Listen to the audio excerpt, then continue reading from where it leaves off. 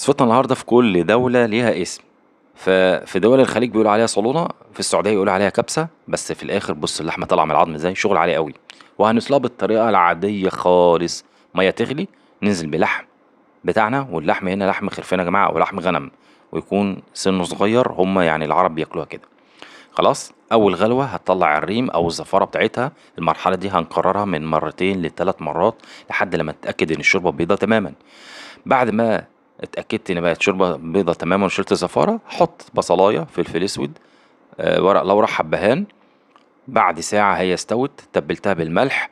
بعد ما حطيت الملح طفيت عليها، يعني خدت حوالي 10 دقايق كده، وشكرا، هي اللحمة كده استوت تماما. نخش بقى على وصفتنا الأساسية. هنجيب بصلة نقطعها شرايح زي ما انتم شايفين كده، يفضل تكون بيضة مش حمرا. وهعفرها بالدقيق واقلبها كويس وافكك البصل من بعضه. بعمل كده ليه؟ عشان لما اجي احمره يطلع معايا مقرمش.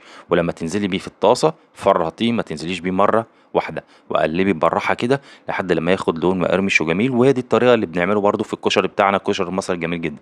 خلاص، هصفي بقى البصل وما غطهوش، هعرضه للهوا، هيعضم ويقرمش ويبقى زي الفل.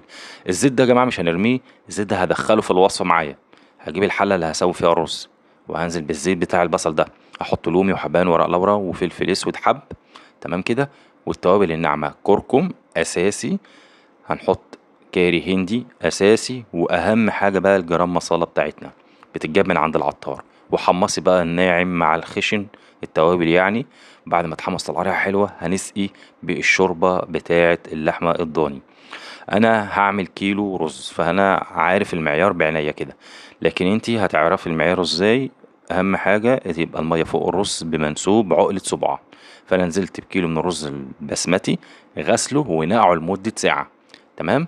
بصوا المية فعلا هي عقلة صباع، فعشان انا يعني متعود على كده، وتبلت بالملح بتاعي وسبته بقى لما يتشرب تماما. هشيل اي ورق لورا قدامي عشان ده ما بيتاكلش، بيبقى شكله مش ظريف.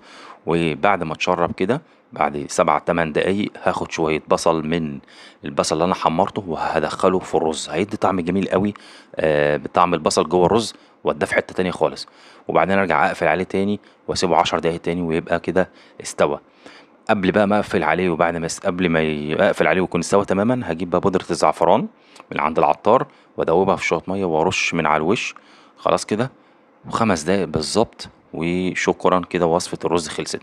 ما فاضلش غير اللحمة بتاعتنا بقى. هجيب معلقة سمنة كبيرة، واحط عليها بودرة الزعفران ومعلقة كبيرة من عسل النحل الطبيعي، واقلب السمنة مع العسل النحل مع بودرة الزعفران، هنا بقى لون ذهبي جميل. ونسقسق على اللحمة بتاعتنا كده بحنية. اللحمة استوت ودايبة، وابتدي بقى ايه اغلف اللحمة بالخليط اللي انا عامله الجميل ده، وهدخلها في الفرن، وافتح عليها الشواية بالظبط 7 8 دقايق. 7 8 دقايق هتاخد اللون الأحمر والمكرمل الجميل. أغرف الرز بتاعي وهي كده اللحمة في الفرن، أغرفه على صينية التقديم وأفرده كده، وابتدي أطلع بقى اللحمة العظمة بتاعتنا اللي انتوا شايفينها دي وأرصها. أنا هجرنش هنا جرنش عادي قوي، اللي هو عبارة عن البصل المكرمل ودي شرايح من الطماطم ومن الفلفل. في ناس بتحط بيض وبيحطوا طبعا مكسرات، لكن احنا بقى ايه، كفايه قوي لحد كده. شايفين اللحمه دايبه ازاي، شغل عالي قوي قوي قوي. وصفه بصراحه كانت خطيره جدا. بص اللحم بيطلع ازاي، زي ما الفود بلوجر بيورونا كده ويتعبونا معاهم. طلعت من اللحم تحفه. يعني التجربه حبيت انقلها لكم.